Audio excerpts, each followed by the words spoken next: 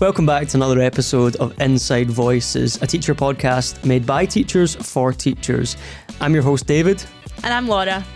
And remember, in here, we use our inside voices.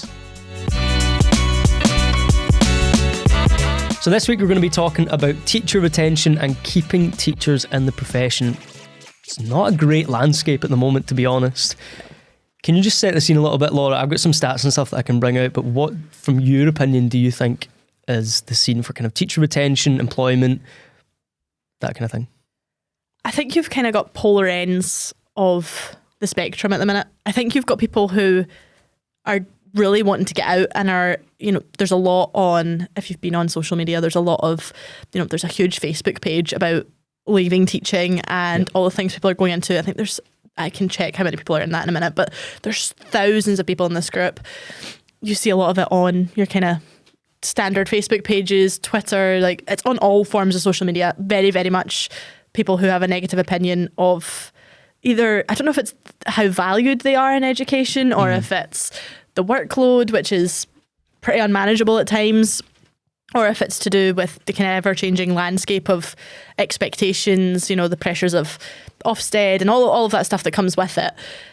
And then on the other end of the spectrum, you also have the people who still really enjoy the job and are quite happy to stay in it.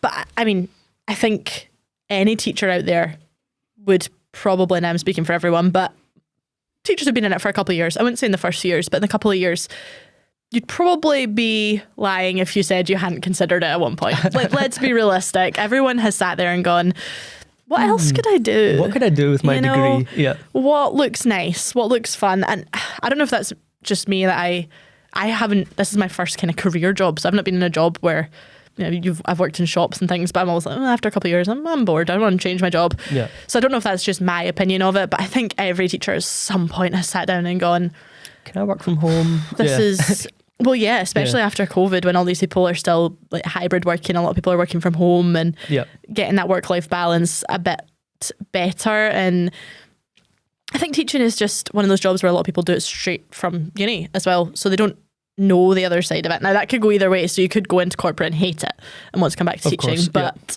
I think right now it's a very divided, I don't even want to just say nation because it's all over the world. It's not just here. We'll get into it in a little bit more detail and stuff, obviously, but it's different across the nation in terms of like employability and things, because what seems to be the story in Scotland seems slightly different in England, and what seems to be the story in high school seems different in primary. So there are different aspects and perspectives to it that we can talk about. But just kind of generally to set the scene, do you mind if I hit you some like statistics? Go for it. Okay. So teachers are leaving the profession in record numbers. Unsurprising. So in 2021, there were 40,000 teachers that left the profession, just under 40,000 teachers in that year alone. Wow. In the UK. Wow. That's quite a big number. And I'll hit you with some of the things that kind of lead up to that. So secondary job advertisements are up by 12% this year. So this is like 2023 statistics. Advertisements are up by 12%. That means there's more vacancies. Yep. This is generally more England, the statistics are coming from. And apparently in this study that was done that I read, 13% of secondary teachers that were surveyed said there were vacancies in their school, unfilled vacancies. Yeah. So just under 15% of schools have vacancies in them, okay, which might not be our experience because I've not It's very different in primary, I would say. Primary is very different, yep. However, in this study, 9% of primary teachers said that was their experience, that there was vacancies within their school. Yeah. So it's just under 10%. In England as well, though, there's a difference because when you hear from people who are down in England, quite often they comment on our videos or I feel like sometimes we exclude English teachers in this podcast. We don't mean to talk Scottish specific education. This is not a Scottish specific podcast. It's just our experience and the experience we have. But in England, because of the way the system works without the probation year and all of that, I think part of the reason it's so hard to get a permanent job in Scotland is because the probationer system, albeit the probationer system is incredible and it gives you the first year, there's so many new people coming into guaranteed roles every single year that kind of pushes out space for other people. So yeah, and we'll definitely get into that a little bit more as the episode goes, but the differences in systems definitely plays a part in the kind of differences in statistics. Continuing on, 59% of teachers expected to still be in teaching within 3 years' time, compared to, I think it was 10 years ago. 2019, 72% of teachers expected to be in 3 years' time. So there's a drop off of about 20%, or just under 20% of teachers that want to leave the profession. So depending on which study you read, it kind of varies, but this one particularly said it was quite a big drop. Another couple of statistics that kind of pointed to senior leadership, which was really interesting. So apparently fewer senior leaders now want to become head teachers. So now it's at about 43% of senior leaders, so your deputies, your kind of middle management, compared to 56% in 2019. So there's about a 10%, 12% drop off. So I'm asked 13% drop off from senior leaders want to be head teachers. So that gives you a little bit of the story of what's going on. The landscape's changing for them as well, though. Like, we 100%. see how much the landscape for teachers and educators has changed, but for head teachers and senior leaders, that's also true. Oh, the job's completely changed. It's completely changed for them, and a lot of people who are sitting in those middle management or just general class teacher jobs who are maybe were aiming for that, look at the job now and say, oh, I don't know about that, because it's so different. Yeah, 100%. A couple more, and then we can kind of chat He's about done them. His research today. I know. This study was actually so interesting, so I just kept reading. So as I said, 40,000 teachers left the profession in 2021. There's not any current numbers on who left in 2022 and obviously 2023. But 2021 was a hard year, just coming out of COVID, so that might have spiked it a little bit, but who knows? So we'll see in the next couple of years what the impact of the last couple of years is. And, kind of more specific to Scotland in terms of statistics, new teachers are kind of quitting in droves over the lack of permanent contracts. So if you ask why are teachers quitting, the thing that comes back most often is because of a lack of permanent contracts, which you just mentioned. And the current policy seems to favour temporary contracts within the profession as well. Your kind of supply contracts and things like that are favoured because they're a money saver. However, those things offer zero stability. I mean, we spoke about that when we first were looking for a job. You were wanting a mortgage and everything. Like, it's so hard to get a mortgage when you've not got a permanent contract. All that kind of thing is affecting. So that's the landscape of where the teaching profession is, and that has totally changed from when we came out. So when I came out of university, it was like, oh, you get a job, no problem. Like, just at the tail end of that, I think 2019 is when we came out, and then obviously COVID hit and that had a big impact. But when I was coming the whole way through university, it was like, yeah, you'll get a job. You'll get a job, They're crying out for teachers. There's no problem. And now the landscape has shifted where lots of teachers seem to be leaving, but in Scotland, in primary specifically, like, it's really hard to get a job. Yeah, absolutely. And those things don't seem to like marry up very well. How do you like make that make sense in your head? I think it's such a hard one if you're not in that position to sort of give information on or provide information on, because obviously I think a lot of people don't value teachers, as bad as that sounds. And you see it, the classic, I know we always joke about it, the whole 9 to 3 and all of that. And you get that. You can move on with that. But I think in general, teachers just feel undervalued, completely undervalued.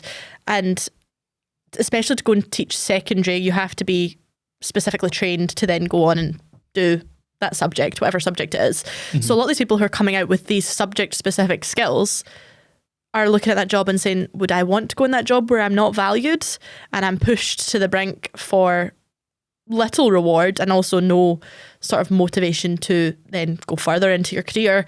Or would I like to go and work field specific somewhere where I am valued? And it's one of those ones where I think younger people as well have this kind of shift of, I actually saw this, it wasn't a podcast, it was an interview or something, and it was an actor in America who was saying, oh, these millennials don't have any work ethic, they're all about work-life balance, and that means they've got no work ethic, so I don't like working with them. And in my head, I'm thinking, not having a work ethic, but then also wanting a work-life balance and wanting to be valued, that's not the same thing. So obviously, that there's a massive generational shift. Yeah. And I think you're getting a lot of people who are coming into the profession who are saying, I know I'm not going to be valued if I go and do that. So why would I put myself through it? Yeah. So that's why there's so many vacancies in secondary, but obviously primary is a bit different because in primary you go through the 4 years. A lot of the people will have gone through the 4 years and say, well, I've done 4 years of this, so I need to make it work. Yeah. I've got to go for it. I know that there's exceptions with the PGD and the PGCE, but with secondary, I don't know if I'm right in saying this, but I'm sure it's only the PGCE and PGDE route. There might be other ways somehow in some subjects. Yeah, and like technologies and stuff. I remember people did a kind of 3-year course for that. In some subjects, but I think that makes a big difference because they're subject specific. Why would they want to put themselves through it if it's not going to be something that they're interested in? Yeah, and what we're seeing, I think as well in our area is of primary, particularly a real lack of jobs being advertised. Yeah. So although I was saying in England, it seems that there's, there's job adverts everywhere. For us, it's like every year it comes round, and the way our kind of council does it is that they advertise at the start of the year and they do this big kind of recruitment drive. It seems like the job numbers are just dwindling and dwindling, and it seems like the people applying for the jobs is just rising and rising. And I don't know whether that's because people aren't retiring, or there's not as many posts available, or the funding's been cut, so there's not, support teacher slots available. There's not, when I was in school, we had art teachers and we had PE teachers coming in, and we had real specialists in the subjects, and they have that anymore. So that's obviously going to cut numbers as well. So I don't know whether it's a funding thing. It's really hard to put your finger on what the actual issue is, because there's lots of teachers that want to leave the profession, but there's also lots of teachers that want a job. And both of those things are happening. It's like, how is that even possible? And I think, and someone was saying this to me, someone had commented saying in Australia they literally cannot get any teachers because of the way... Sign me up.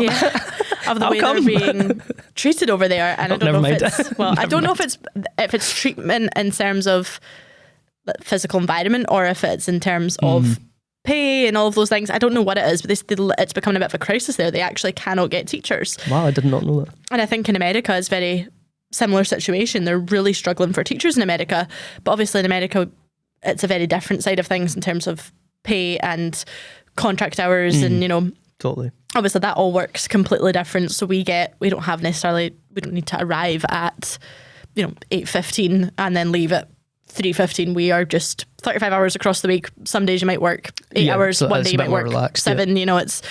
It's here, there and everywhere kind of with your contract. You get to decide. But I think also you've got that total shift between the countries. It's just, even though there's loads of jobs not loads of jobs, but loads of jobs getting posted for secondary, not loads, but more jobs being posted for secondary, and there's no jobs in primary specifically here. You still have this mass of people who are wanting to leave. Yeah. So that's a really good segue into my next kind of talking point that I wanted to bring up, because instead of me giving ideas of what I think the problem is or what I think the issues are, I took to Instagram and I put out a poll, and oh my goodness, the amount of people that responded to this poll. So we're going to do a little kind of listener voices here right in the middle and speak about what people actually think the main issues are for people leaving. It's like from the horse's mouth. It's not from my ideas. I'm going to read a few of them and we can discuss them. Yes, we'll put a disclaimer that these are not, we don't just make these up, I promise. They're not just from us. So if you want to take part in our listeners' voices, or if you want to send anything over, we have both of our socials, and there's also a Facebook page that we've made, so you can join our Facebook page. It's the place to be. We've posted twice on it. Hopefully by now we've posted a lot more. If you're one of the 34 people in it, actually there's 62 now. Oh yeah, I know. There you go. If you're one of the 62 people, you're ahead of the game. Yeah, the 62 people are like the inner circle. They know. They know what's going on. Okay, so there's some kind of common themes that come out, so I'm not going to read every single one. There's literally hundreds, but a lot of them come with the same themes, and you can maybe agree or disagree with them, and if you're listening along you can agree or disagree as well. But these are the reason that people think teachers are leaving the profession. First one that came in was the work hours and the expectations don't match the pay and make it difficult to maintain a work-life balance. I think we've kind of touched on that already. Yeah, I mean, I think the issue with the workload as well is it just keeps getting bigger. There doesn't seem to be any point when they go, do you know what, that's probably enough on the plate. Like, it's okay, now you're also doing this, now you're also doing that. And I guess you could argue that with every job, but also not really, because if you got something added to your remit, there would be some sort of reward or I know I was something taken off or delegated, whereas with teaching it's like, oh, by the way, here's 20 other things you're doing this year, have fun. Yeah, because I was chatting to my brother who is a lawyer. He's just started a new job at a kind of bigger firm, and he was like, I love being a big company person. So here we go. Of course. And I was like, oh, why? You know, is it a nice big office, that kind of thing? He was like, no, I get free healthcare. Right. Do you know, so like they get all these little things like that you're not. Totally. And like people get fuel cards and things like in business, but in teaching it's like you're just kind of expected. So workload's a big one. In fact, pretty much every single one of these has workload in the answer somewhere. Workload out of contract hours, lack of consequences for bad behaviour. I saw a video on this, and it was an American guy who's like he has a PhD in education or something. Yeah, he's got like a side shed. Yeah, he was talking about Scottish education is learning that there's no consequence. I mean, I really wanted to stitch it because firstly it was from a very questionable newspaper source that obviously had a bit of an agenda there with their article, and he was talking about how in Scottish education specifically, behaviour's through the roof, there's no consequences because inclusion in Scotland is nobody can be taken out, nobody can be removed. Not my personal experience in Scottish education, but I can't speak for everyone, but also presumably behaviour is difficult everywhere. I don't know if I don't know if you've watched many of his videos. He's quite a big proponent for like exclusions and having like really strict consequences, which would be more common in America, I suppose. But it has been my experience in teaching in Scotland. I've seen it, you know, I've been in different schools obviously than you, and I would say that is a big, just kind of generally taking it, as a big factor, of course, in teachers' burnout and mental health and being things provided like with less support to manage 100%. Those behaviours is very difficult. Yeah, I mean, we're just taking from like, that's one, I'm just counting here, 1, 2, 3, 4 at least on my screen that I've just mentioned children's behaviour. Yeah.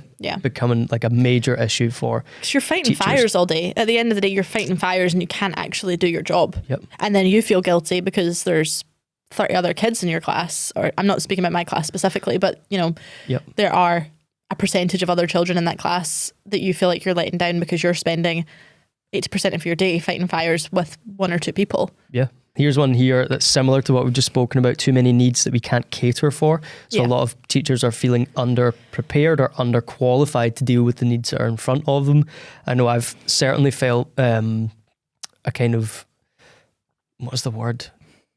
Oh, I can't even think of the word, like being unprepared and feeling like you're faking it till you make it kind of thing, and you're like, I have no idea how to deal with the needs that are in front of me. I've felt that in my career at times, especially as a young teacher, just starting out. And then again, a lack of support to actually manage those things. And I think part of that issue is the expectation is there that these children will be academically on track. However, you're doing it all yourself, which is really difficult. 30 people is a lot. 31, 32, 33. Okay, a couple more. Just it's all like, here's one that said, I left teaching after 6 years because of excessive paperwork and micromanagement. That's an interesting one. Paperwork's a hard one because really teaching is teaching, but now I think you spoke about this in the workload one, that everything is data driven, it's documented, it's everything's written down, there's a place for everything, there's an assessment opportunity and everything, whereas how do you do that with managing behaviour, with properly supporting students and with no support? It's very difficult. Yeah. Do you remember we were on that training? I found this really interesting. Do you remember we were on that training, and this might be an English thing that you find different from us in Scotland. We were on that training for Talk for Writing, and the lady that was leading it was English. And she just kind of made a throwaway comment, and she was like, so when you're doing this, you just want to get your kind of classroom assistant or your teaching TA, your teaching assistant to write these things up on the board for you as your, and the whole room was like, like laughing. So and she was being dead serious, because I don't know what the situation is in England, but I know they've got different roles that we don't have. For example, when we spoke to Mr. P, he spoke about his brother not actually being a teacher, but being some kind of... Was it like senior TA or something like Yeah, that? something like I don't that. think that was the exact words, but And he in could those teach lines. certain things, but wasn't actually a qualified teacher. We don't have that in Scotland. No, So, that doesn't exist in Scotland. and, you know, classroom assistant roles are so few and far between. Hours are so few and far And between. classroom assistants are massively undervalued. Oh, 100%. These people keep the school together, I know. and 100%. they are the most undervalued people in education. Yeah. So I don't know, worth their weight in gold. And then when you're thinking about that, like the whole room, and there must have been There was a lot of us, yeah. at least 6 or 7 schools represented. I don't know, Yeah, I even would more than say that. so. And the whole place erupted, and she was like a wee bit put off because in England She's she like, just "Why are you she all just thought laughing everyone at had me?" a teaching assistant. We were like, we get like 3 hours a week or something, or like 5 hours a week. You know, it's really stripped back, so that can be a reason Absolutely. as well. I put something more interesting on what I think is really interesting on Instagram as well. So this is a little bit more listener voices. And I said, and I'd love to see what your thoughts are. I said, if you had a magic wand or like a magic money tree or something, I don't know, you know, one of those like tropes.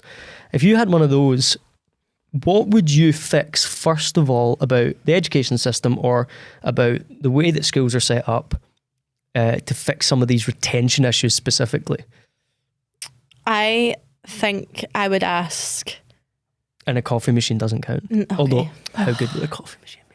Fine, if I can't choose a coffee machine... Imagine like a big barista one. If I can't choose a Starbucks in the school, I'll pick something else. On campus Starbucks. On campus Starbucks. I think I would... But free, but they'd have to be free. Yeah. Of course. My issue is a lot of the time we're given initiatives from government level, be it Scottish government, UK government, whatever it is, where you get all these expectations put on you. The COVID gap's going to be closed by, the attainment gap's going to be closed by, but then you see no evidence of the funding to support that. Like obviously in Scotland we've got the PEF funding, which is great, and that covers a good bit of extra support and extra funding. But I feel what I said earlier is true. Your expectations are constantly being added to, and your workload is constantly being added to because it's, the teachers will fix this. Like it's this big bold statement. Yeah. And the teachers and the head teachers and the people who work in the schools will fix this. But there's not any support to actually fix that. Do you know that we've still got huge classes? Smaller classes would help to fix that, but you would need to employ more teachers. Yep. It's not going to happen. You know, we're talking about all these ways to support students and support people. Well, the way that's going is ed tech and technology, but there's no funding for that. Yeah. So in some councils, you've got one-to-one devices, whereas sometimes you're planning out writing or maths and you know, right, I can't use the devices at this point because somebody else is using them. And all of these things that we could be doing to meet the expectations we're given, So what would but we you do? don't have any funding for it. So what would you do So if I you was had the funding? waving my magic wand, it would be smaller classes and more teachers in those classes. That would kill me. So I don't think you want to do that one. But I would have it smaller class sizes. Smaller class sizes? Okay. I think We know.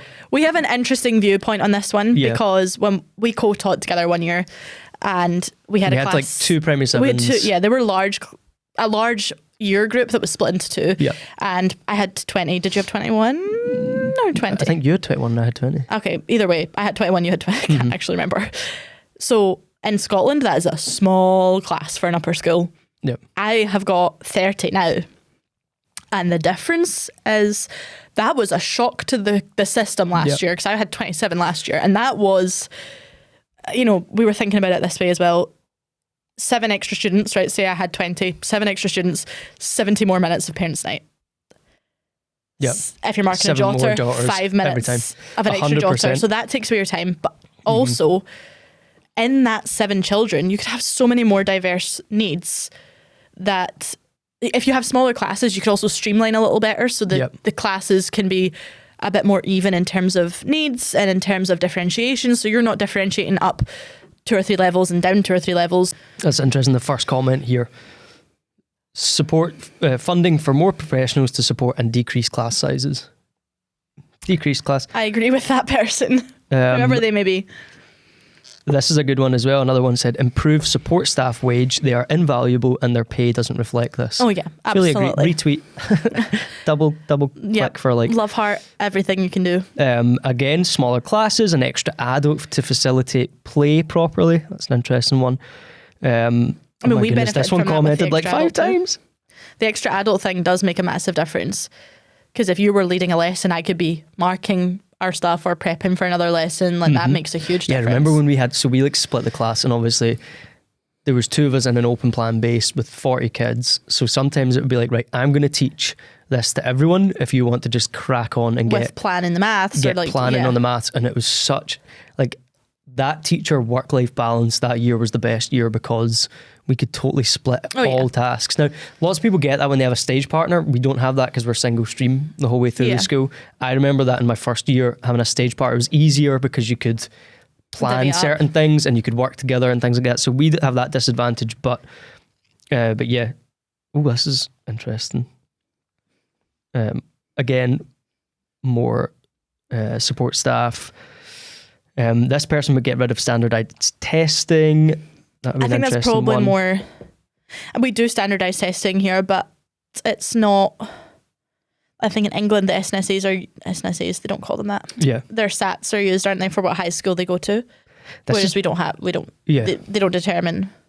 No, they don't really determine any. anything. Like, they don't determine where you're going to go. Just so we know, like, it's just a baseline assessment to see general attainment. Yeah, this is so interesting. This is the last thing I'm going to say from this, that the amount of people that are saying more support staff, more support staff, more support staff. Someone commented here, a classroom assistant for every class to assist learning, not just one-to-ones. Yeah. So in Scotland, again, we're saying in Scotland, but in Scotland we have something called pupil support assistants, or ASNAs, additional support needs assistants, and they are one-to-one with the child, and they again are invaluable. They're really helpful when it comes to inclusion, but their hours are being cut, and also that then negates having a classroom assistant in your class, because they think, oh, you've got an extra support in the class, but that's just a one-to-one. Yeah, so they're there for that one child. If that child needs them, then 100%. They're not there for everyone. So yeah, a classroom assistant in every class would be unbelievable. Like, you'd feel like half your workload would be like half to be amazing. Even just for general, like, you know what it's like if you're working with a small group that need you. It's really difficult to then get up and walk around the rest of the class, and then you get back and you feel like you've wasted the small group's time because, you know, they maybe finished their question, and it's really hard. So a classroom assistant, even just to be able to help you with that sense of, could you just go around the room, answer any questions if there's any, you know, that would be the dream. Yeah, totally. I know, it'd be amazing, and they could do like the small groups and everything so much better than just leaving the kids to it on their own. We're going to talk about this in our next episode, so if you want to listen to that, then you can listen to that and hear a little bit more in depth. But I pulled up some stuff again about teacher retention, and it's linked to COVID. I know we're all kind of sick of talking about COVID, to be honest. But better not listen to the next episode. Next episode we're going to talk about it at length. We're going to talk about the COVID gap, which is a really interesting subject. But here I pulled up a quote, and I'll read it just now. It says, the COVID pandemic has enhanced the overall stress within teaching profession. Many schools opted for a hybrid model, which, you know, was just what you had to do, which included both online and face-to-face. So you did the online stuff. I was in class, you know, during COVID. I think with that one, they're also talking about like in America where children could opt, or adults could opt, if their child was going to learn online or in person. Yeah. That must have been so challenging. Such a difficult... To spend your day in front of half the class and half online, that must have been so difficult. Exactly. And then it says, teachers were not prepared for this change and had to undergo quick upskilling to use technology effectively, personally, and for their students. Yeah. During that time period, many teachers resigned from their jobs, leading to ample staff shortages and a lack of resources to plan students' curriculum. Again, a little bit more US based. But you can see that the stress that the pandemic and the change in the landscape of the teaching profession after the pandemic. Yeah. I mean, you think about the amount of technology that we use now because of COVID. Like, massive. We've had to learn a lot, and people that aren't used to working with technology in their everyday, that would have been quite overwhelming for a lot of them. Whereas we just came out at that time, so it was like, that's all new to us anyway. So we were just getting used to it anyway. So I think a lot of workplaces though shifted with COVID, and they kind of took out the good bits, but also a lot of the bad things were just, I mean, we spoke about working from home, but a lot of offices realised actually staff morale is higher if you're in the office a couple of days a week, and then you could kind of just be left to your own devices because you're a trusted professional to do your job at home. Yeah. Cool. But then teaching never had any of those changes where the good bits were taken out. You know, it was always, it just went back to the same, but with, again, more expectation. So it wasn't that we shifted and there was good things taken from it. It was just straight back to what it was with more expectation on you. Yeah, it's difficult, definitely. If you've been enjoying listening to Inside Voices, we would really appreciate if you took some time to leave us a review wherever you listen. I know you have one for this week, so what is your tale of the week? This is kind of so gross. Oh, I don't want to say it. Right, okay. We're just back to school, right? We're filming this episode. It's coming out, like, we have been back a week, right? A full first week was Monday to Friday. Oh, she was tired. Why am I not back in a routine of going to the toilet? Why is he still halfway through the morning, 9:30 hits, and I'm like, oh my goodness, I am bursting. Or after break, it's all that coffee. In between break and lunch, I'm like, flip, like I'm actually going to run out of this room. There's nothing worse than when you forget to go at lunchtime and it gets to 2 o'clock and you're going, I've got another hour. My goodness, I can't do this. And I can't make it. As a teacher, you know that you can't go to the toilet, like, unless you've got like a classroom assistant in there. If you've got someone that you can just like ask. I've got no one that can cover my class. So I'm literally dancing about in the last hour of the day. Like, I used to have the routine nailed. Like, I used to have a bladder of steel. And now I'm like, this is ridiculous. I don't know how to The sleep schedule and the toilet schedule are not great right now. It's terrible. We've spoken about having a kind of magic wand and fixing things, but how do you actually think overall, how do you think we keep teachers in the profession? We need to empower teachers. We need to give them the tools to succeed. Like?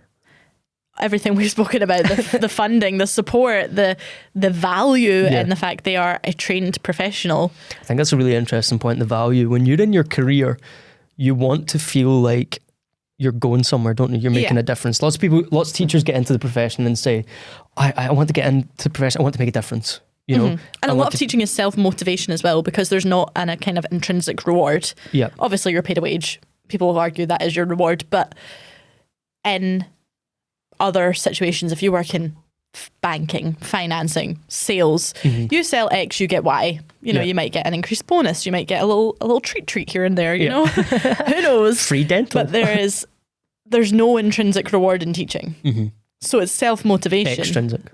Extrinsic? Yeah, like an outward. An outward reward. Yeah. Awkward. Extrinsic reward. There's nothing. So you have to self-motivate yourself. But if you're exhausting teachers and turning them against the profession and what ultimately they still wanted to do it because they wanted to make a difference. And I think that is part of the challenge. A lot of teachers would say, you know, but I want to be in this job because I had a teacher that did that for me, or I want to make that difference. I want to support these students because ultimately they love having students and they love being a teacher. But everything else that's going with it right now is turning people against it. So how do you keep people self-motivated if you're not empowering them, if you're not treating them the way they deserve to be treated? Yeah, I think that's a really good point. As well, I find this really interesting. Someone said this in our staff room, which kind of links to what I think would help with the empowering. Someone said, teaching used to be so fun. Yeah. And I was like, that's interesting, because they're going back, 15 years or whatever, compared to like what we can go back. And they were like, you used to just be able to just kind of have more of a laugh with your class. You could have more time with them. You got to chat to them a little bit more. You got to know them a little bit more. Whereas now with the profession, there's a lot more expectation. And expectation isn't a bad thing, but if it takes away that element of fun in the job, that can be hard for a lot of people, especially when they've had it. And then they know what the difference is like. And it's taken away. Yeah, exactly. I also thought a good way of keeping, this would be a personal one for me, keeping teachers in the profession, is you have to tap into their creativity and their passion side of things. If you're not tapping into, here's a bonus in Christmas, you've got to tap into... Motivate somehow. Here is some kind of motivation, and what we're going to do is we're going to give you creative control of something. Yeah, not such a prescriptive curriculum or a prescriptive day. And whilst a lot of people find it difficult leading subjects or leading things, I think just letting teachers be creative in their own classroom is such a big one. When people feel that they have the freedom and the autonomy to work within their own bounds, in a sense, rather than being like, okay, Ofsted want you to do this, so you need to, you know, people feel the pressure of I need to tick all these boxes, and everything's a box ticking exercise. Whereas if you give teachers creativity, they're going to come up with some amazing stuff. You bring back the kind of passion and the... 100%. I mean, you know yourself, when you're passionate for something, like when we started this podcast, it was like buzz, you know, because we're starting something new, we're passionate about it, we're getting a kind of kick out of it. You're saying that as if we hate doing it now. I know, when we started this podcast back in the day, September. but we are so passionate about this podcast because it allows us to be creative. Yeah. And it gives us this kind of, so we don't mind working till 9 o'clock at night. We don't mind sitting on a Saturday doing a little bit of work. We don't mind on a Sunday night, you know, rattling out some emails and doing things, because it's something we're really passionate about. And if you can tap into that with teachers, I think, I don't know why I feel like I'm preaching at you, or like this is like, welcome to my TED Talk. But do you know what I mean? Like, yeah, I agree. And I think part of the reason this is so enjoyable, now obviously I'm not saying to everyone go out and start a podcast. No, please don't, because that'd be competition. We don't need any rivals. Please don't. But if I think this has also motivated me in my job, because we've been able to speak to really interesting people, but not only that, we've kind of picked topics to discuss based on what people have been asking. And it's nice to talk about education in this way, because you then are actually able to sit down and kind of look at it out of the classroom and out of a staff room in a kind of level-headed way. I mean, you can talk about teaching in a staff room at lunchtime, but if you're still in that environment of a school, it's really easy to get riled up about these things. And you know, totally, I've done it. I've sat there and just ranted for an hour because it's so easy to do, because you're in there, stressed and you're in the moment. Whereas here, it's nice to step back and look at it level-headed. And a lot of the time, we can identify problems that sometimes we talk about it, and I think, oh, you know, I did that today. Oops, I better go and look at how I can shift that or how I can change that. Or you get intrinsic and extrinsic confused because it's been a really long day. But, you know, that is a bit of self-motivation for us too. So I think when you're relying on self-motivation, like you said, you have to give somebody something to self-motivate them. Not a physical thing, but you have to give them some... like a goal. Or, something that they can say, I'm going to use this to motivate myself and motivate my love for this job. That must be so hard. See, when you think about, like, obviously leadership in school, I personally think they don't get enough credit for the job that they do, especially now.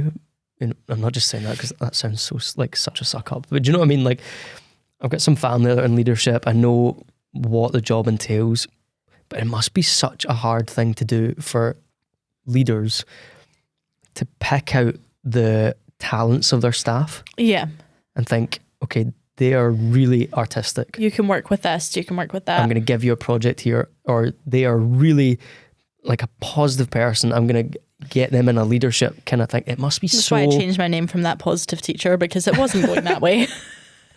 Like one time in a staff room, that negative teacher. No, in a staff meeting. She goes, I knew you were going to bring this one up.